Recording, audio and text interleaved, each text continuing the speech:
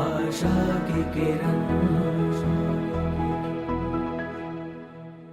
32 વર્ષ પહેલા આપણી મુંબઈમાં કથા હતી, એની ઘેર ઉતારો હતો. તમને આશ્ચર્ય થશે, એ વખતે 1000 કરોડના માલિક કહેવાતા બાપા. કેટલા વર્ષ પહેલા? 32 વર્ષ પહેલા. સૌરાષ્ટ્રનો કિંગ. અત્યારે તો ઘણા બધા મોટા રૂપિયાવાળા થઈ ગયા, પણ ત્યારે સૌરાષ્ટ્ર નામ જ બાબુભાઈ કાઠિયાવાડી એટલે પડ્યું. સમજાણું? નામ જ બાબુભાઈ કાઠિયાવાડી એટલે પડ્યું. કાઠિયાવાડનો રાજા કહેવાતા, એટલી અમીરાઈ.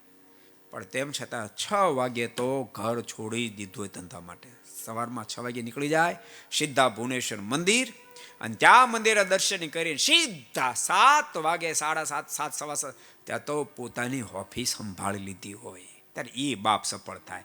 8 વાગ્યા સુધી ગોદડું આઘું ન કરે ને હું તેની કામ છે કઈ? ત્યારે છોકરા સાંભળો છો તમે? એલા વાંચવું ને આલ આવે અને 80% લાવે, આવતા છે કોઈ દાડો. અને એવી દયા કરો કે નવરા બેઠા છે સિંહાસનમાં. એ તો વહેલો જાગીને વાંચે, મોડી રાત સુધી વાંચે, અને વાંચ્યા પછી પણ પાછો એને મનોમંથન કરે. એના ભેગા ઠાકોરજી ભળે, એની ભેગા ઠાકોરજી ભળે. બાકી આટા મારી કરો રાખ ઠાકોરજી ભળે. ઠાકોરજી ભળવાનું મન થાય તો આનેથી ચટાર્યો, કારણ કે આની ભેગો ભળીશ તો બધા આટા મારવા મળશે, કોઈ નહીં વાંચે. એટલે ઠાકોરજી પુરુષાર્થ કરનારની સાથે જ ભળે. માટે અહીંયા બેસી સાંભળાને કહું છું, ઘરે બેસી સાંભળાને કહું છું, કોઈ પણ માર્ગમાં જેને સફળતા પ્રાપ્ત કરી હોય, મહારાજે બહુ અદ્ભુત વાત મધ્યના 12માં લખી. મહારાજ કે હજારો કરોડો સાધનો છે, કરોડો સાધનમાં શ્રેષ્ઠ સાધન કહ્યું તો પુરુષાર્થ સર્વ કરતા શ્રેષ્ઠ સાધન મોક્ષના પથનું છે. મહારાજ પોતે બોલ્યા છે. બોલો, કરોડો સાધનોમાં એક પુરુષાર્થ, એક મહેનત. મહેનત વિના કશું જ મળતું નથી. માટે કોઈના આશીર્વાદને આશાય ન રહેવું. સાંભળ્યું? લાગી જવું મહેનત કરવા.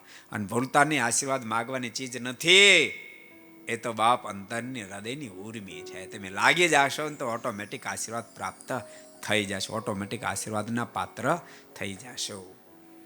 માટે બધા વિદ્યાર્થીઓને ખાસ કહું છું, ખૂબ મહેનત કરજો, ખૂબ દાખલો કરજો. લક્ષ્ય હોવો જોઈએ કે આ ફેરી મારે આટલા પર્સન્ટેજ તો લાવવા જ, આટલે તો પહોંચવું જ.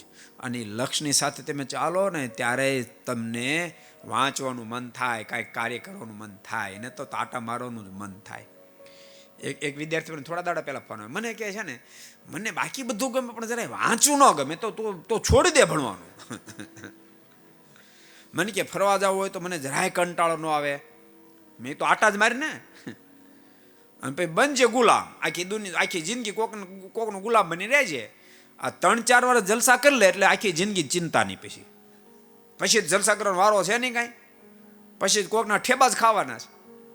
અને 3-4 વર્ષ જો મહેનત કરી લે ને, 3-4 વર્ષ મહેનત કરી લે, આખી જિંદગી બાપ मौज में जिंदगी जीव से, आखी जिंदगी मौज में जीव से। ये वीडियो आपको पसंद आया हो तो लाइक करें और शेयर करना मत भूलिए। सब्सक्राइब करें सरदार कथा चैनल को और बेल आइकॉन पर क्लिक करना मत भूलिए लेटेस्ट वीडियो सबसे पहले पाने के लिए।